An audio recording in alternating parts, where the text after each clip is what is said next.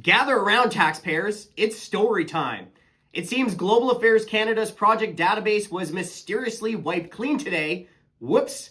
But fear not, the Canadian Taxpayers Federation has more than 1,000 pages of access to information records detailing how Global Affairs Canada is wasting your money. Now, a lot of records to go through, but let me just read you a list of some of the highlights here, okay? $1,700 for a musical called Lesbian Pirates. The musical tells the untold story of the ruthless maverick and lesbian pirates who met while cross-dressing as male pirates, fell in love, slaughtered swaths of men, stole treasure, and escaped execution of the law. Now, that musical featured a cast of physically disabled performers to bring life to this sexy, violent, and turbulent world. There was $7.2 million also spent for a gender-responsive systems approach to universal healthcare in the Philippines.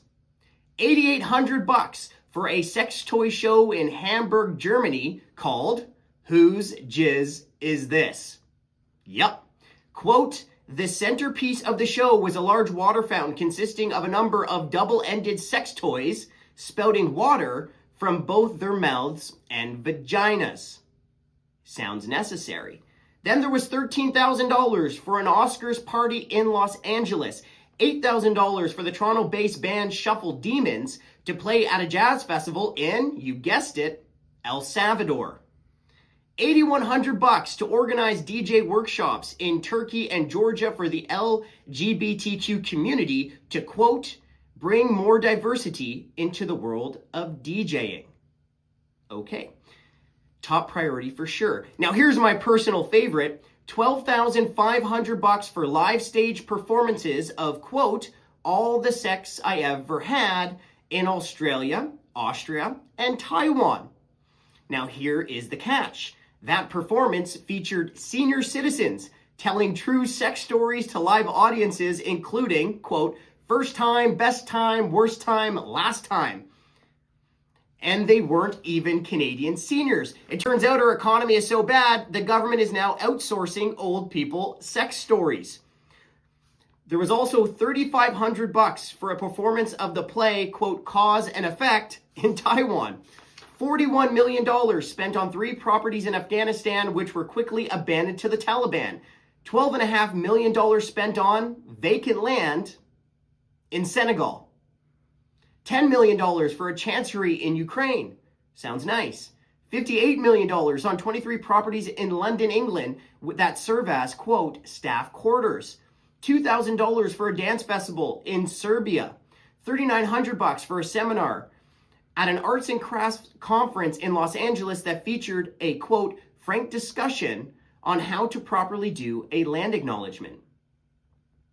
$17,000 for a female-led Afro-Cuban jazz band to go to India for a music festival. The only problem? Well, the band ran into some visa issues, so only 2 of the 4 members actually made the trip. That sucks. $9,000 for a party at Canada's official residence, not in Canada, in Oslo, in honor of Pride, which featured a musical performance of a, you guessed it, Israeli drag artist. Okay. $34,000 for a string orchestra to perform in Ecuador. 7,500 smackers to promote diversity, equity, and inclusion at a music festival in Estonia. $17,000 to fly a Canadian chef to India to make Indian food. That's crazy. You would think there'd be some Indian food there. $52,000 for a red carpet gala highlighting the photographs of Canadian rock star Bryan Adams, which featured a portrait of his good friend, the Right Honorable Prime Minister Justin Trudeau. Now, keep in mind, folks, right? Keep in mind that this is the same department, Global Affairs Canada, that is spending $51,000 a month on booze and then sending you back the bill. So come to think of it, maybe that helps explain why they're wasting all of your money in these crazy ways.